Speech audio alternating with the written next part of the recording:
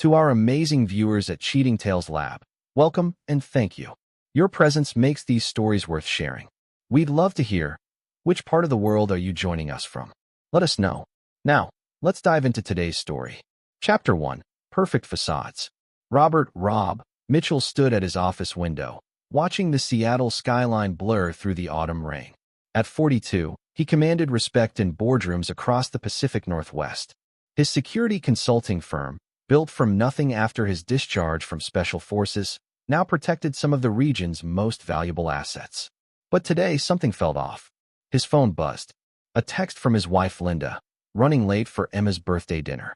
Start without me. Rob frowned. Linda had been distant lately, their 15-year marriage feeling more like a business arrangement.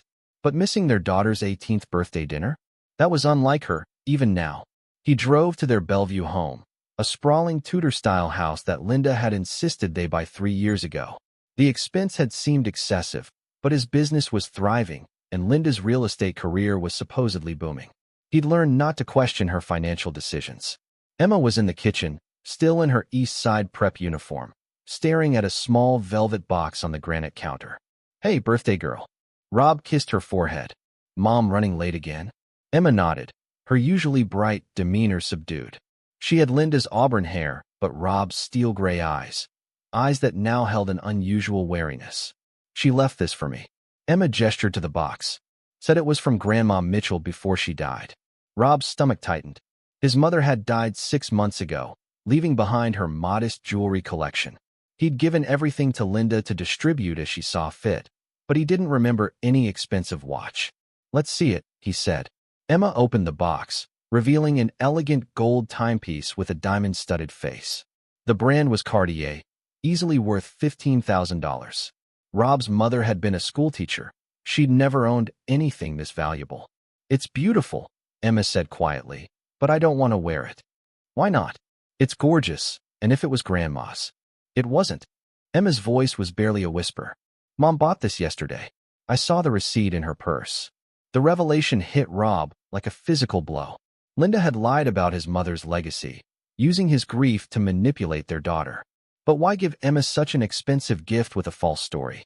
Are you sure? Emma nodded. The receipt had yesterday's date. And she hesitated. There's something else. Mom's been acting weird lately. Secretive. She thinks I don't notice, but I do. Rob studied his daughter's face. Emma had always been perceptive, mature beyond her years. If she sensed something wrong, there probably was. Linda arrived an hour later, breathless and apologetic. She was still stunning at 39, her auburn hair perfectly styled, her designer dress immaculate despite her supposed rush from work. Sorry. Client emergency. She kissed Emma's cheek, then Rob's, her lips cold. Did you love the watch, sweetheart? It's beautiful, Mom. Thank you. Emma's voice was steady, but Rob caught the slight tension. Over dinner, Linda dominated the conversation, talking about her latest real estate deals, her upcoming business trip to Portland, her plans for Emma's college preparation. She barely asked Emma about her own day, her own feelings about turning 18. Rob watched his wife carefully. Her stories seemed rehearsed, her attention scattered. She checked her phone frequently, claiming work emergencies, but he noticed she angled the screen away from him. After Emma went upstairs, Linda immediately started cleaning up, avoiding eye contact. The watch is expensive, Rob said casually.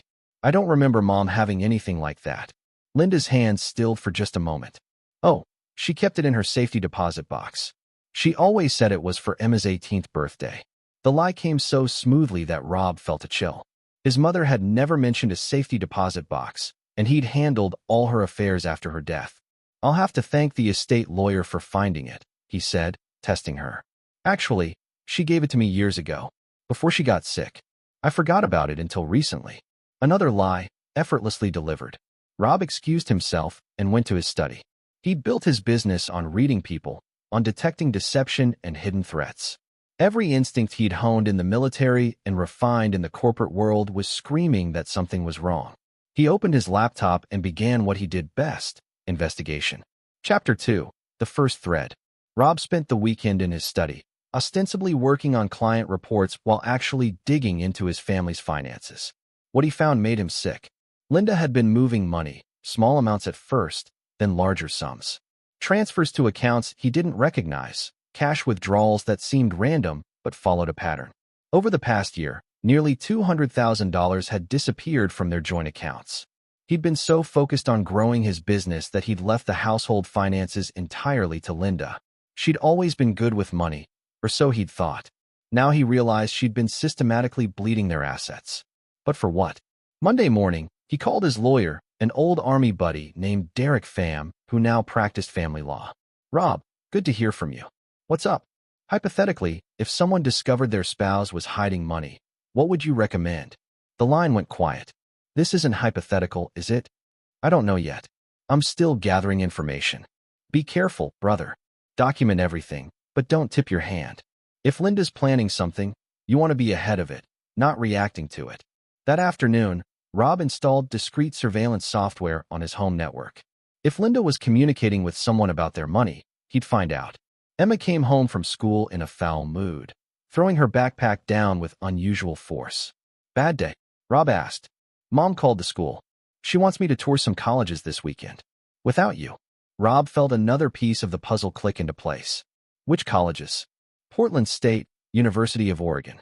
She says you're too busy with work to come along." "Portland, where Linda claimed she had business trips, where she'd been going monthly for the past 6 months. What if I told you I could make time?" Emma's face brightened for the first time in days. "Really? You'd want to come?" "Of course. It's important." He paused. "Emma, has Mom said anything about changes? About our family?" Emma looked uncomfortable. "She's been asking weird questions.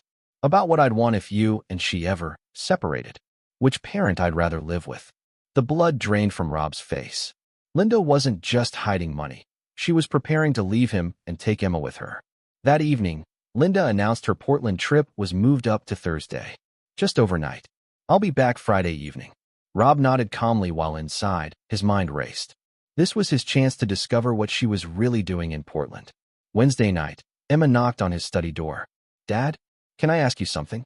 "Always." She sat across from his desk, fidgeting with her hands. "That watch Mom gave me. There's something off about it." "What do you mean?" "It's heavier than it should be. And when I held it up to my ear, I could hear something inside. Not just ticking." She looked up at him with those steel gray eyes. "I think there's something hidden in it." Rob felt his pulse quicken. "Show me." Emma retrieved the watch from her room. In the bright light of his desk lamp, Rob examined it carefully. She was right. It was unusually heavy, and there was indeed a subtle electronic sound beyond the normal movement. Using a jeweler's loop from his equipment kit, he found what he was looking for, a tiny seam in the band, barely visible, but definitely there. "Dad, you're scaring me." "What's wrong?" Rob looked at his daughter, this brave, intelligent young woman who'd inherited his instincts for danger. "Emma, I need you to trust me. Something's not right, but I'm going to fix it. Can you do that?" She nodded solemnly. "Good. Tomorrow while your mom's gone, we're going to find out what's really in this watch." Chapter 3. The Truth Unveiled. Thursday evening. With Linda safely in Portland, Rob and Emma sat in his study with the watch disassembled on his desk. Rob had military experience with surveillance equipment, and what he'd found inside the elegant timepiece made his blood boil. A GPS tracker, a miniature recording device, and a tiny camera, all state-of-the-art surveillance technology disguised as luxury jewelry.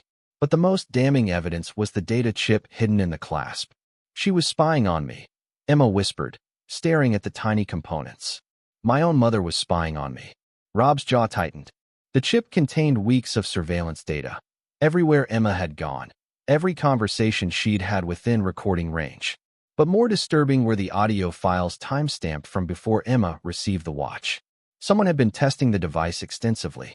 He plugged the chip into his computer, and what he heard made him reach for his phone to call the police, then stop. This required a more careful approach. The recordings weren't just about Emma. They included conversations between Linda and a man Rob didn't recognize, conversations that painted a picture of betrayal so complete it took his breath away. "The timing has to be perfect," Linda's voice said through his speakers. "Emma's 18th birthday gives us the legal window we need. And you're sure about the inheritance?" The male voice was younger, confident in an arrogant way. Rob's mother left him everything. The house in Spokane, the life insurance, even some old investments worth more than anyone realized. Combined with his business assets, we're talking about millions. What about Emma? Won't she inherit directly? Not if Rob's declared unfit. I've been documenting his erratic behavior, his drinking. The surveillance footage from the watch will show him losing his temper with Emma, maybe even getting physical. Rob's hand clenched into a fist. Every word was a lie. He rarely drank, had never raised a hand to Emma, and his behavior had been anything but erratic. You think she'll go along with it? The man asked. Emma adores him now, but children are malleable. A few months of the right kind of influence, some carefully edited recordings, and she'll believe whatever version of reality I present. By the time we file for divorce and custody, she'll be testifying against him herself. Emma gasped, tears streaming down her face. Rob put his arm around her, his own fury carefully controlled. The recording continued. Tyler, once we're in control of his assets, Emma becomes a liability. She's smart enough to eventually figure out what really happened. So what are you suggesting? A tragic accident. Maybe a drug overdose. So many college kids experiment these days. Or perhaps she simply can't handle the trauma of discovering her father's abuse. Teen suicide rates are disturbingly high. Rob stopped the recording. Emma was shaking, and he wasn't sure he could control his rage if he heard much more. She was going to kill me, Emma whispered. My own mother was planning to kill me. She's not your mother, Rob said quietly. A mother protects her children. This woman is a predator who's been playing a long game. He fast-forwarded through more recordings, finding pieces of the puzzle. Tyler Brooks, Linda's lover and partner in this scheme, had a criminal background in fraud and identity theft. They'd been planning this for over a year, waiting for Emma to turn 18 so they could manipulate the legal system more easily. But there was more. Linda had been drugging Rob's coffee with mild sedatives, making him groggier and less sharp than usual. She'd been sabotaging his business relationships, planting seeds of doubt about his reliability. She'd even been secretly recording him during his rare moments of frustration, planning to edit them into evidence of instability. The final recording was the most chilling. If the plan doesn't work, we have a backup. Tyler knows people who can make Rob disappear permanently. A carjacking gone wrong, maybe a home invasion. Seattle's crime rate makes it believable. Rob ejected the chip and looked at his daughter. Emma had stopped crying, and in her eyes, he saw a reflection of his own cold fury. What do we do? She asked. Rob smiled, and it wasn't a pleasant expression. We give them exactly what they want, and then we destroy them. Chapter 4, Ghosts and Allies. Rob Mitchell hadn't survived 3 tours in Afghanistan and built a successful security business by being reactive. He'd learned long ago that the best defense was an overwhelming offense, and the predators threatening his family had just made a fatal error. They'd underestimated him. Friday morning, he sent Linda a text. Take your time in Portland.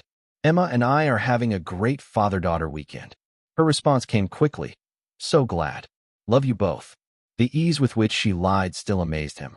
While Emma was at school, Rob drove to a storage facility across town, one Linda didn't know about. Inside Unit 247, he kept what he called his insurance policies, equipment and documents from his military days that most civilians would consider paranormal. Rob had never been just a soldier. He'd been part of a classified unit that specialized in psychological warfare and deep cover operations. When he'd left the service, he'd officially surrendered all classified materials. Unofficially, some things had found their way into private storage, just in case. He pulled out a case containing sophisticated surveillance equipment, identity documents that could pass most casual inspections, and an encrypted satellite phone that connected to networks the government preferred to keep secret. His first call was to Derek Pham, his lawyer. I need to accelerate our hypothetical conversation, Rob said when Derek answered. How bad is it? Worse than adultery. I'm talking conspiracy to commit fraud, potentially attempted murder. Derek's professional calm cracked slightly. Jesus, Rob. Are you safe? For now? But I need legal groundwork laid immediately. Asset protection, custody documentation, criminal evidence preservation. I'll need to see everything. Tonight. Your office, 8 p.m. Come alone. His second call was to Marcus Chun, another Army buddy who now worked private security in Los Angeles. Marcus specialized in the kind of problems that required creative solutions. Rob? Damn, been too long. What's up? I need a favor. The kind we used to handle in the sandbox. Marcus's tone shifted instantly. How deep? Deep enough that civilian law enforcement isn't equipped to handle it. I can be in Seattle by tomorrow. What do you need? Surveillance, technical support, and maybe some intimidation work. You got it, brother. Send me details. Rob's third call was to someone Linda would never suspect. Emma's guidance counselor at East Side Prep, Mrs. Patricia Winters. Rob had served on the school board for 2 years, and Patricia was one of the few people who knew about his military background. Mr. Mitchell? Is everything all right? Patricia, I need to ask a favor that might sound strange. Has Linda contacted you recently about Emma's college plans or our family situation? Actually, yes. She called yesterday asking about documentation for Emma's applications. She seemed particularly interested in psychological evaluation protocols. Rob's jaw tightened. What kind of evaluations? She said you'd been under stress, that she was concerned about Emma's home environment. She wanted to know if the school had noticed any changes in Emma's behavior or academic performance. And have you? Not at all. Emma's been one of our most stable, high-achieving students. If anything, she seems more mature and focused this year. Patricia, I need you to document everything Linda has said to you. Date, time, exact words if possible. And if she contacts you again, please call me immediately. Mr. Mitchell, you're frightening me. Is Emma in danger? I'm making sure she isn't. When Emma came home from school, Rob was waiting with takeout from her favorite Thai restaurant and a serious expression. We need to talk about what happens next, he said. Emma sat across from him, her face showing the same determined calm he'd seen in young soldiers facing their first real combat. I've been thinking about what we heard, she said. Mom's not just planning to hurt us financially. She wants to destroy who we are, make everyone believe we're something we're not. That's exactly right.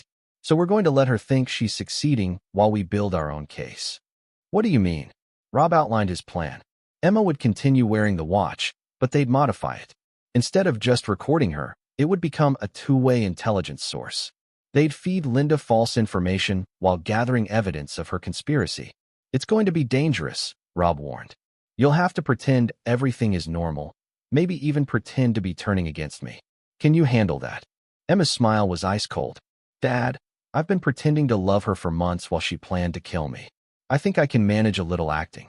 At 8 p.m., Rob met Derek at his law office downtown.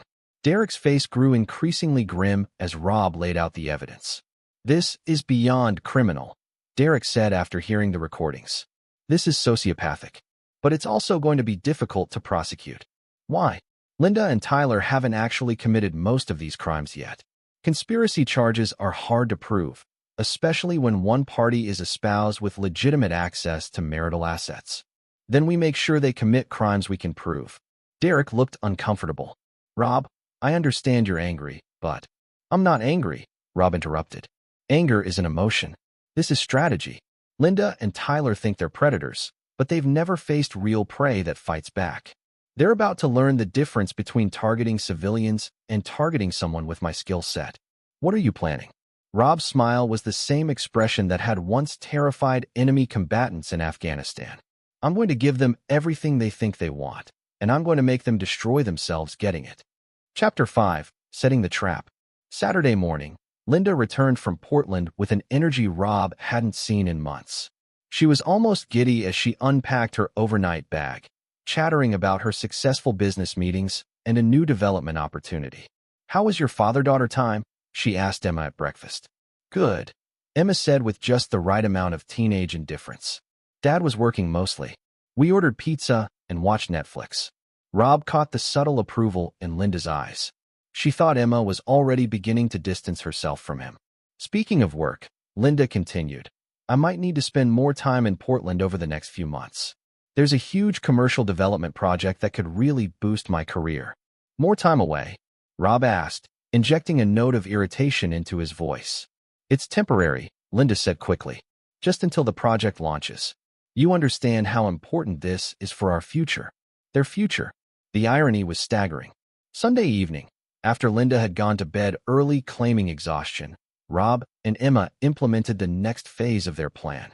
Emma wore the modified watch to school Monday, but now it was transmitting carefully crafted performances. During lunch, Emma called Rob from the school counselor's office, knowing the watch would record everything. Dad, I need to talk to you about something, she said, her voice carefully modulated to sound upset. What's wrong? I heard you and Mom fighting last night. Why didn't you tell me you've been having money problems? Rob had never fought with Linda about money, but the watch wouldn't capture that context. Emma, that's not something you need to worry about. But I do worry. And lately, you've been different. Angrier. Mom says it's stress, but your mother says a lot of things. What's that supposed to mean? Rob let silence hang for a moment, then sighed heavily. Nothing. We'll talk when you get home. It was all theater, but theater designed to feed Linda's narrative while providing Rob with documented evidence of her surveillance. Tuesday afternoon, Marcus Chin arrived in Seattle. To anyone watching, he was just an old friend visiting, but Rob knew better. Marcus had spent the past 5 years building a private security company that specialized in asset recovery for clients who preferred to avoid traditional law enforcement. They met at a coffee shop in Capitol Hill, far from Rob's usual haunts. "You look good for a man whose wife is trying to kill him," Marcus said with characteristic directness. "She hasn't succeeded yet." Marcus slid a tablet across the table. "I ran background checks on Linda and Tyler Brooks. Your wife's boyfriend has an interesting history." Rob scrolled through the report. Tyler's criminal record was more extensive than the recordings had revealed. Fraud, identity theft, and suspicion in 2 cases involving mysterious deaths of wealthy older women. Both cases had been closed due to lack of evidence, but the pattern was clear. "He's done this before," Rob said. "Multiple times. Linda's not his first wealthy mark, and if this works, she won't be his last." "What about associates?" "That's where it gets interesting." Marcus pointed to a section of the report. "Tyler's connected to a network of people who specialize in inheritance fraud. They target individuals with significant assets, usually older or emotionally vulnerable people." "I'm neither old nor vulnerable." "No, but you are isolated. Linda's been systematically cutting you off from friends and colleagues. Your business partners think you've become unreliable. Your social circle believes you're having marital problems that are affecting your judgment." Rob felt a chill. "How do you know that?" "I made some calls. Linda's been very busy spreading rumors about your mental state, your drinking, your temper. She's been building a narrative for months." The sophistication of the operation was impressive and terrifying. Linda and Tyler hadn't just planned to steal his money. They'd planned to destroy his entire identity, leaving him with no allies and no credibility when he tried to fight back. "There's more," Marcus continued. "I think Tyler and his network have been watching you for longer than you realize. Some of your business troubles over the past year, the clients who suddenly decided to go with competitors, that wasn't bad luck or market forces. They've been sabotaging me. Systematically. They needed you weakened financially and professionally before they made their final move." Rob closed the tablet, his mind racing through the implications. This wasn't just about his marriage or his money. This was about his life's work, his reputation, everything he'd built since leaving the military. "What do you recommend?" he asked. Marcus's smile was predatory. "I recommend we remind these people why it's dangerous to target soldiers." Wednesday evening, Rob put the next phase of his plan into motion. He came home visibly drunk for the first time in years, stumbling slightly and speaking with the careful precision of someone trying to hide their intoxication. Linda was immediately solicitous, helping him to his chair, bringing him water, asking about his day with exaggerated concern. "Rough client meeting," Rob slurred slightly. "Lost another account. They said I seemed unstable." He watched Linda's face carefully and caught the flash of satisfaction she tried to hide. "Oh, honey, I'm sorry. But maybe you should consider that your stress levels have been affecting your work." "Maybe you're right." Rob let his voice crack slightly. "Maybe I'm not handling things as well as I thought." Emma, who had been watching from the doorway, approached with Oscar-worthy concern. "Dad, are you okay? You've been acting really weird lately." Rob looked at his daughter with deliberately unfocused eyes. "Weird how?" "Angry. Paranoid. Yesterday you accused Mom of moving money around, but when she showed you the bank statements, everything was exactly where it should be. Another lie, but one that would sound convincing on surveillance recordings." "I don't remember that," Rob said, which was true. Linda moved closer, her voice gentle and understanding. "Rob, I think you should talk to someone. A professional. This level of stress isn't healthy." "A shrink? You think I'm crazy?" "Not crazy. Just overwhelmed. There's no shame in getting help." Rob nodded slowly, as if considering her suggestion. "Maybe you're right. Maybe I need help." In the kitchen, Linda squeezed Emma's shoulder with what looked like maternal comfort, but felt like victory. Chapter 6. Infiltration. Dr. Angela Morrison was one of the most respected psychiatrists in Seattle, with a client list that included several prominent business leaders. She was also, unknown to Linda, a former Army psychiatrist who had worked with Rob's unit during their deployment in Afghanistan. When Linda called to schedule an appointment for her troubled husband, Dr. Morrison listened carefully to her description of Rob's erratic behavior, his drinking, his paranoid accusations about their marriage. "He's become increasingly unstable," Linda explained, her voice heavy with fake concern. "I'm worried about our daughter's safety." "I see," Dr. Morrison said neutrally. "And he's agreed to these sessions?" "Reluctantly. I think deep down he knows he needs help." What Linda didn't know was that Rob had contacted Dr. Morrison the day before, explaining the real situation and asking for her help in documenting Linda's manipulation tactics. Thursday afternoon, Rob arrived at Dr. Morrison's office playing the role of a reluctant, defensive patient. "I don't know why I'm here," he said, slumping in the chair across from her desk. "Linda thinks I have anger management issues." "What do you think?" "I think my wife has been lying to me, and when I tried to call her on it, she decided I was mentally ill." Dr. Morrison made notes that would read as paranoid delusions to anyone who didn't know the truth. "Can you tell me about these lies?" Rob launched into a carefully crafted narrative that mixed real concerns with deliberately irrational-sounding accusations. To Linda's surveillance, it would sound like the rantings of a man losing his grip on reality. After the session, Dr. Morrison called Linda with her assessment. "Your husband is definitely struggling," she said. "He's exhibiting signs of paranoid thinking, possibly early-stage mental breakdown. I'd like to see him twice a week initially." Linda's relief was audible. "Is there anything I should be doing to help?" "Document any concerning behavior. Keep a journal of his actions, his statements. If he becomes threatening or violent, don't hesitate to call for help." "Threatening? Do you think he might become dangerous?" "Paranoid individuals can sometimes lash out when they feel cornered. Just be careful and trust your instincts." That evening, Linda was almost cheerful as she prepared dinner. She'd moved another step closer to having Rob declared mentally incompetent, and the psychiatrist had essentially given her permission to document his dangerous behavior. But Linda wasn't the only one documenting things. Friday morning, while Linda was at work and Emma was at school, Marcus executed a plan that would have impressed their old commanding officers.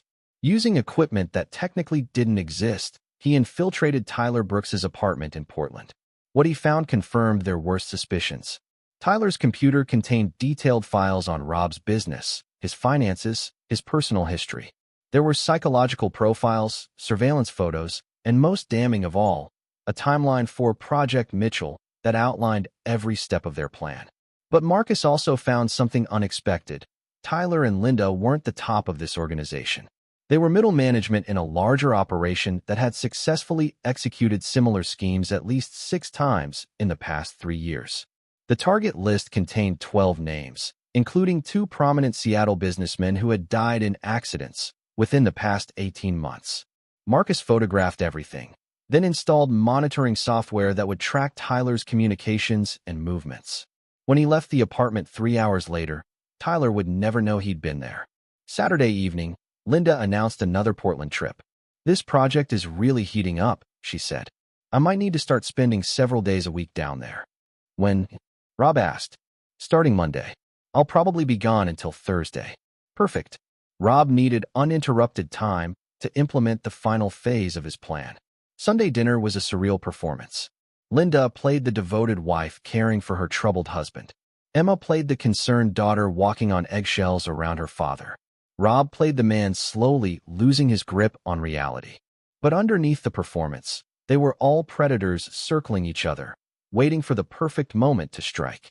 After Emma went to bed, Linda sat next to Rob on the couch, placing her hand on his arm with fake tenderness. "I know things have been difficult lately," she said, "but I want you to know that Emma and I love you, no matter what." Rob looked into the eyes of the woman who had promised to love and honor him 15 years ago, the woman who was now planning his destruction with the same care she'd once planned their wedding. "I love you too," he said, and for the first time in their marriage, the words were completely honest. He did love her.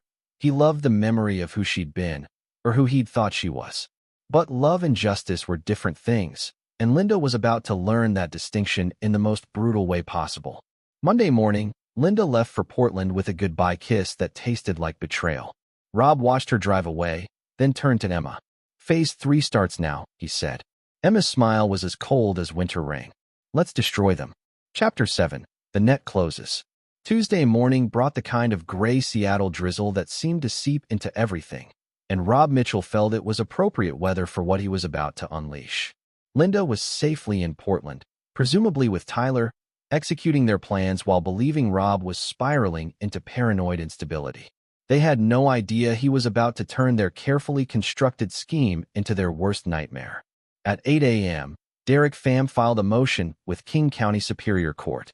To casual observers, it appeared to be a standard petition for psychological evaluation and temporary asset protection, exactly what Linda's manipulation had been building toward.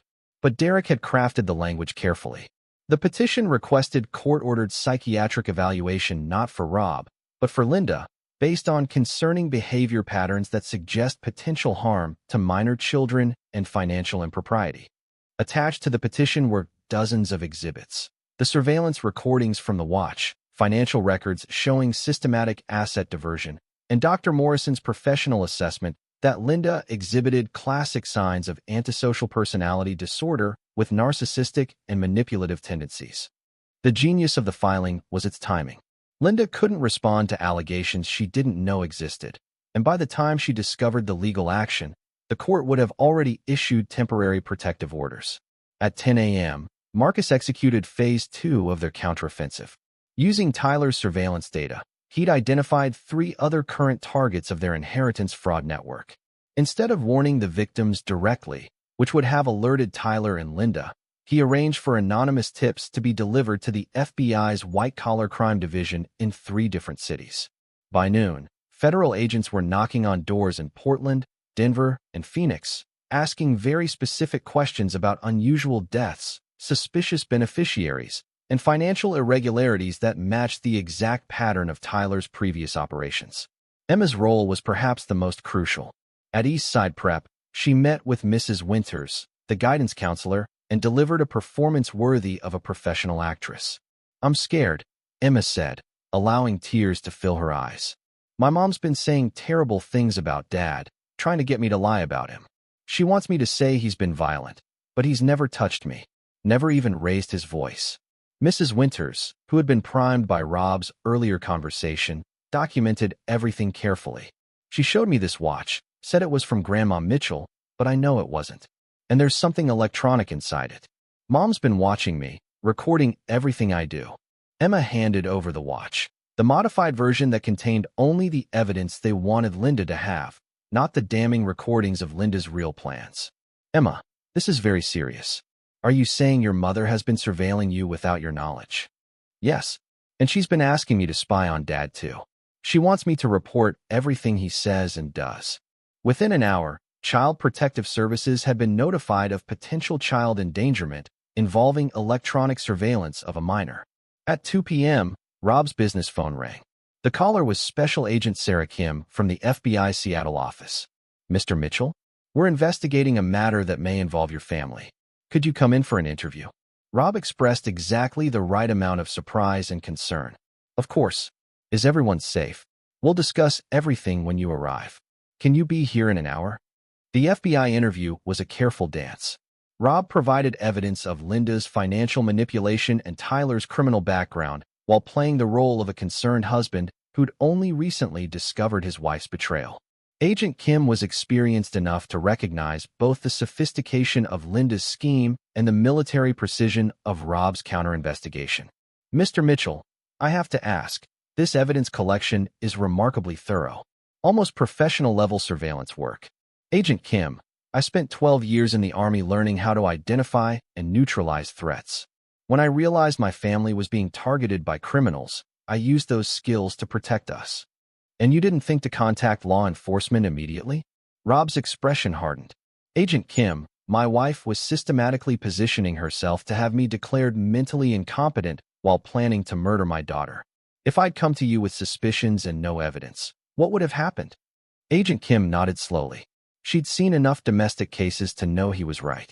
Wednesday morning, Tyler Brooks was arrested in Portland on federal charges of wire fraud, conspiracy, and racketeering. The arrest was coordinated with simultaneous raids on 3 other properties connected to the inheritance fraud network. Linda's first indication that her world was collapsing came when Tyler's phone went straight to voicemail. Her second indication was the King County Sheriff's deputy who appeared at her Portland hotel at 11 a.m. with a court order requiring her immediate return to Seattle. By Wednesday evening, Linda was sitting in Derek Pham's conference room, faced with evidence of crimes she didn't even know had been discovered. "This is impossible," she kept saying as Derek played the surveillance recordings. "This is edited. It's fake." "Mrs. Mitchell," Derek said calmly, "these recordings were authenticated by 3 independent forensic analysts. The metadata confirms they're original and unaltered." Linda's composure finally cracked when she heard her own voice discussing Emma's planned accident. "I never said that. I would never hurt Emma." "The evidence suggests otherwise," Derek replied. "Your husband is prepared to offer you a choice." Rob entered the conference room, his presence filling the space like a cold front. Linda looked at him with a mixture of fear and rage. "You did this," she hissed. "You manipulated everything." "I documented everything," Rob corrected. "You manipulated our marriage, our daughter, our finances, and our lives. I simply ensured there would be consequences." Derek slid a document across the table. "This is a settlement agreement. You surrender all claims to marital assets, relinquish parental rights to Emma, and submit to permanent psychiatric evaluation. In exchange, Rob agrees not to pursue criminal charges for the state-level crimes you committed." "State-level crimes?"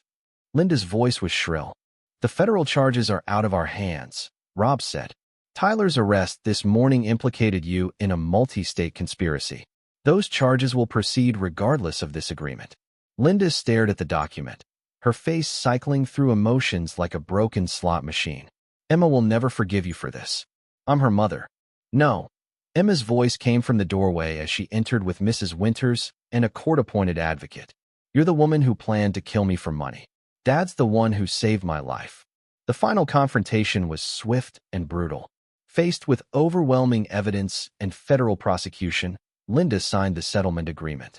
She would leave Seattle immediately, surrender all assets, and have no contact with Emma or Rob. As deputies escorted her from the building, she turned back once. "This isn't over, Rob. I'll find a way to." "Linda," Rob interrupted, his voice carrying the kind of absolute authority that had once commanded soldiers in combat zones. "If you ever come near my daughter again, if you ever threaten my family in any way, I will finish what Tyler started. And unlike him, I won't be arrested for it." The deputies continued escorting her out, but Rob's message was clear. Linda had mistaken him for a civilian target, soft and vulnerable. She'd learned too late that some predators were better at hunting than others. Chapter 8. Unraveling the Network. The fall of Linda and Tyler Brooks was just the beginning. Over the next 2 weeks, federal investigations unraveled an inheritance fraud network that had operated across 7 states for nearly 5 years. Rob found himself working closely with the FBI as they mapped the organization's structure. His military intelligence background made him an invaluable consultant, and Agent Kim quickly recognized that his methodical approach to evidence gathering had given them their strongest case ever against this type of criminal enterprise. "Inheritance fraud is usually impossible to prosecute," she explained during one of their meetings. "The victims are dead, the beneficiaries appear legitimate, and the paper trail is carefully constructed. But your wife and her partner made a critical error. They got greedy," Rob said. "More than that, they underestimated their target. Most inheritance fraudsters prey on isolated elderly people or emotionally vulnerable individuals. They've never faced someone with your skill set. The network had operated by identifying wealthy individuals with complex family situations, recent divorces, strained relationships with adult children, elderly people with substantial assets, but limited social connections. Tyler and his associates would infiltrate these targets' lives, often through romantic relationships, then systematically isolate them while positioning themselves as heirs. Linda's role had been specifically to handle younger, still vital targets who required more sophisticated psychological manipulation. Rob wasn't her first husband, and Tyler wasn't her first criminal partner. How many people did they kill? Emma asked during one of their evening debriefings. Rob and Agent Kim exchanged glances. The investigation had identified at least 12 suspicious deaths over the past 3 years, all involving wealthy individuals who had recently changed their wills to benefit new romantic partners or financial advisors. We may never know the exact number, Agent Kim said gently. But because of your father's actions, this network is finished. Emma nodded solemnly. She'd been handling the revelations about her mother with remarkable maturity, but Rob could see the toll it was taking. Learning that the woman who raised you was capable of planning your murder wasn't something any 18-year-old should have to process. Dr. Morrison had been providing counseling sessions, and Emma was gradually working through the complex emotions of betrayal, grief, and anger. The hardest part, she told Rob, wasn't accepting that Linda was evil. It was mourning the mother she'd thought she had. Thursday afternoon brought unexpected news. Marcus called from Portland with an update that changed everything. Rob, you need to know something. Tyler's talking. What do you mean? He's trying to cut a deal with federal prosecutors. He's claiming Linda was the mastermind, that she recruited him, that he was just following her orders. Rob felt his blood pressure spike. Even from prison, Linda was still trying to manipulate the system. How credible is his story? On the surface? Pretty credible. Linda was the primary contact with their organization's leadership. She managed the financial aspects. Tyler handled the more physical elements of their operations. You mean the murders? Yeah. But here's the thing. Tyler's story doesn't match the evidence we gathered. The surveillance recordings show Linda taking orders from Tyler, not giving them. His version only works if you ignore everything your investigation uncovered. That evening, Rob made a decision that would have horrified him 6 months earlier, but now seemed like simple justice. He called Agent Kim. I want to testify at Tyler's hearing. Rob, that's not necessary. We have enough evidence to. Agent Kim, Tyler Brooks was planning to murder my daughter. I want to look him in the eye when I explain exactly how his organization operated and exactly what evidence we have about his specific role in planning Emma's death. Friday morning, Rob sat across from Tyler Brooks in a federal courthouse conference room. Tyler was exactly what Rob had expected, arrogant, manipulative, and completely without remorse. He was also significantly smaller than his confident voice on the surveillance recordings had suggested. Mr. Mitchell, Tyler said with a smile that didn't reach his eyes, I want you to know that I tried to talk Linda out of involving Emma. I never wanted to hurt your daughter. Rob studied Tyler for a long moment, then spoke with the kind of calm precision that made federal prosecutors and defense attorneys equally nervous. Mr. Brooks, I've listened to recordings of you planning my daughter's murder. I've seen financial records showing you've profited from at least 6 suspicious deaths in the past 3 years. I've reviewed case files suggesting you've been operating inheritance fraud schemes since 2019. Tyler's confident facade cracked slightly. You have 2 choices, Rob continued. You can take responsibility for your crimes, serve your sentence, and disappear forever. Or you can continue trying to manipulate the system and blame others for your actions. And if I choose the second option? Rob's smile was the same expression that had once terrified enemy combatants. Then I will spend the rest of my life ensuring that you never harm another family. I have resources, Mr. Brooks. I have skills. And I have absolutely nothing left to lose where you're concerned. Tyler's lawyers started to object, but Tyler held up a hand. What are you saying exactly? I'm saying that federal prison might be the safest place for you to be. Because if you ever threaten my family again, if you ever contact Emma or attempt any kind of retaliation, you'll discover that some people are much better at this kind of warfare than others. The room fell silent. Tyler stared at Rob for a long moment, then turned to his lawyer. I want to accept the original plea agreement, he said quietly. Agent Kim later told Rob that Tyler's complete capitulation was unprecedented. Most career criminals fight the charges until the end. He folded immediately after talking to you. He recognized a superior predator, Rob said simply. Chapter 9, New Foundations. 6 months later, Rob stood in the kitchen of their Bellevue home, making coffee in the early morning quiet. Emma was upstairs getting ready for her final semester at Eastside Prep, and for the first time in years, their home felt genuinely peaceful. Linda was serving 15 years in federal prison for conspiracy, fraud, and racketeering. Tyler had received 25 years for his role in the inheritance fraud network, including several murder charges. The organization they'd been part of had been completely dismantled, with prosecutions spanning multiple states. Emma appeared in the kitchen, dressed for school, but moving with the confident grace of someone who'd survived something terrible and emerged stronger. "Morning, Dad." "Morning. Sleep well?" "Actually, yeah. No nightmares for 3 weeks running." She poured herself orange juice. "Dr. Morrison says that's a good sign." Rob nodded. Emma's therapy sessions had been crucial in helping her process the trauma of discovering her mother's betrayal. Dr. Morrison had warned that recovery would be a long process, but Emma's resilience continued to amaze everyone involved. "Speaking of good signs," Emma continued, "I got accepted to Georgetown." Rob turned from the coffee maker, his face breaking into the first genuine smile he'd worn in months. "Emma, that's incredible. When did you find out?" "Yesterday. I wanted to surprise you." She paused. "I know it's expensive, and with everything that happened with the finances." "Emma." Rob set down his coffee cup and looked at his daughter seriously. "Your education is the most important investment I can make. Georgetown is perfect for pre-law, and you're going to be an amazing attorney." Emma had decided to study law after watching the federal prosecution of Linda and Tyler. She wanted to specialize in white-collar crime, specifically targeting the kind of inheritance fraud schemes that had nearly destroyed their family. "I want to make sure other families don't go through what we did," she told Rob. "And I want to make sure people like Tyler and Linda don't get second chances." The doorbell rang at 7:30 a.m., which was unusual. Rob checked the security monitor and saw Derek Pham standing on their front porch, holding a manila envelope. "Derek? What brings you by so early?" "Good news that couldn't wait." Derek handed him the envelope. "The asset recovery is complete.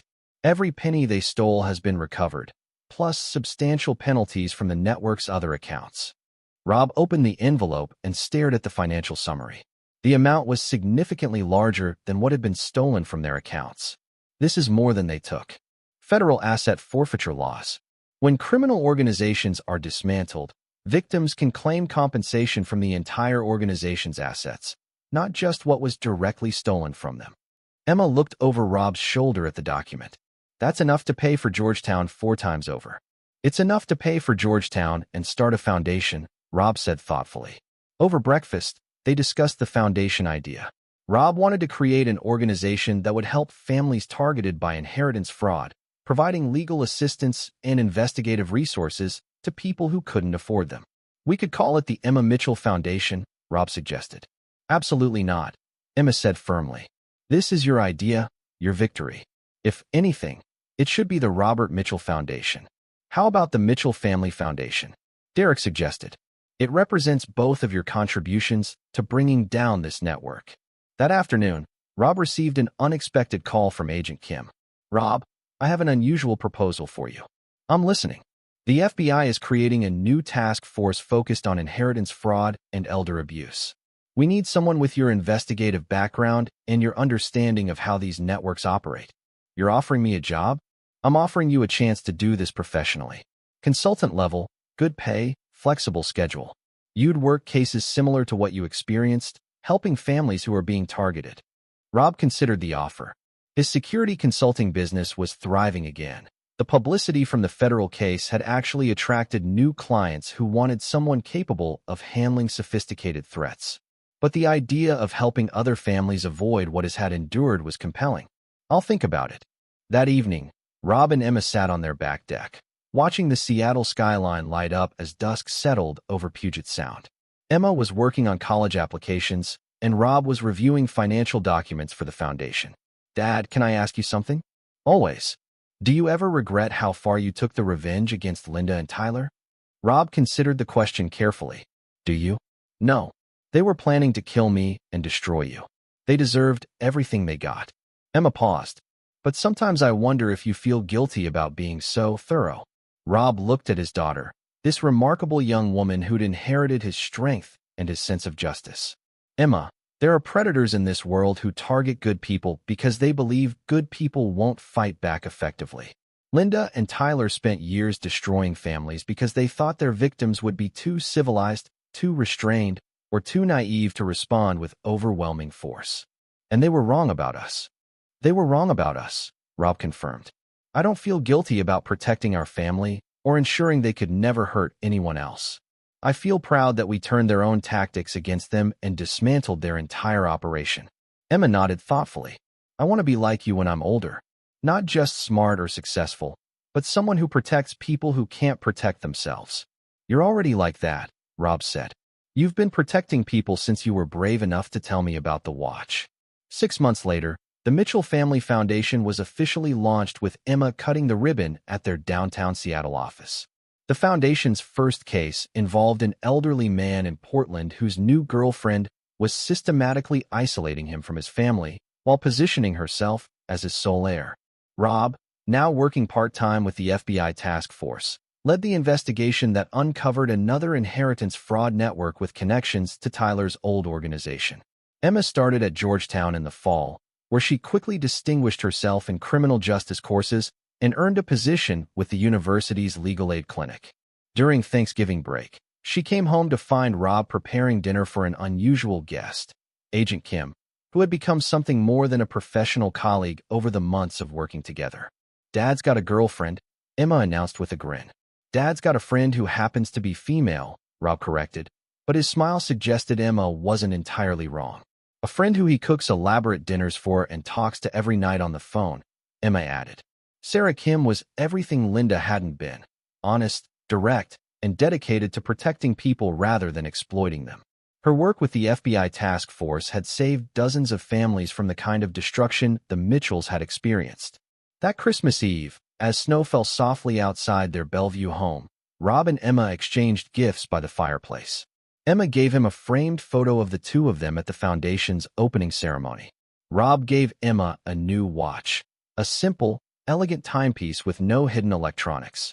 Just tells time, he said with a smile. Perfect, Emma replied. As they sat together in comfortable silence, Rob reflected on how completely their lives had changed. A year ago, he'd been a successful businessman trapped in a marriage to a woman planning his destruction. Now he was a federal consultant, foundation director, and most importantly, the father of a remarkable young woman who shared his commitment to justice. Linda sometimes wrote letters from prison, manipulative attempts to reconnect with Emma or convince Rob to visit. Neither of them had responded to a single letter. Tyler had tried to appeal his sentence twice. Both appeals had been denied. The inheritance fraud network they'd been part of had been completely eliminated, with prosecutions resulting in over 200 years of combined prison sentences. Most importantly, the Mitchell Family Foundation had helped 17 families avoid similar schemes, working with law enforcement to identify and stop inheritance fraudsters before they could complete their plans. Dad, Emma said as they prepared for bed, I'm proud of us. Of what we did, what we built, who we became. I'm proud of us too, Rob replied. And I'm proud that when evil people tried to destroy our family, we didn't just survive. We made the world safer for other families. As Rob turned off the lights and headed upstairs, he paused at the family photos lining the hallway. The pictures from before, the ones that included Linda, had been removed months ago.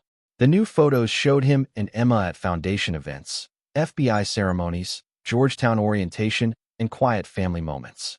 It was a different family than the one he'd thought he had a year ago, but it was a better one. Built on truth instead of lies, strength instead of manipulation, and justice instead of victimhood. Rob Mitchell had learned that sometimes the best revenge wasn't about destruction. It was about building something better from the ashes of what had been destroyed. And in protecting his daughter from predators, he discovered that the most important battle wasn't against external enemies, but for the kind of people you chose to become when faced with evil. Emma was right to be proud of them. They had faced the worst kind of betrayal and responded not with weakness or forgiveness, but with intelligent, overwhelming force that had eliminated the threat and protected countless other families. Some people deserved forgiveness. Others deserved justice. And Rob Mitchell had ensured that Linda and Tyler Brooks had received exactly what they deserved. The watch that had revealed their betrayal now sat in an FBI evidence locker, a reminder that predators who underestimated their prey rarely survived the encounter. And in the Mitchell house, where a father and daughter had rebuilt their lives on foundations of truth and mutual respect, time moved forward toward a future they'd earned through courage, intelligence, and an absolute refusal to be victims. This is where our story comes to an end. Share your thoughts in the comments section. Thanks for your time. If you enjoy this story, please subscribe to this channel. Click on the video you see on the screen, and I will see you there.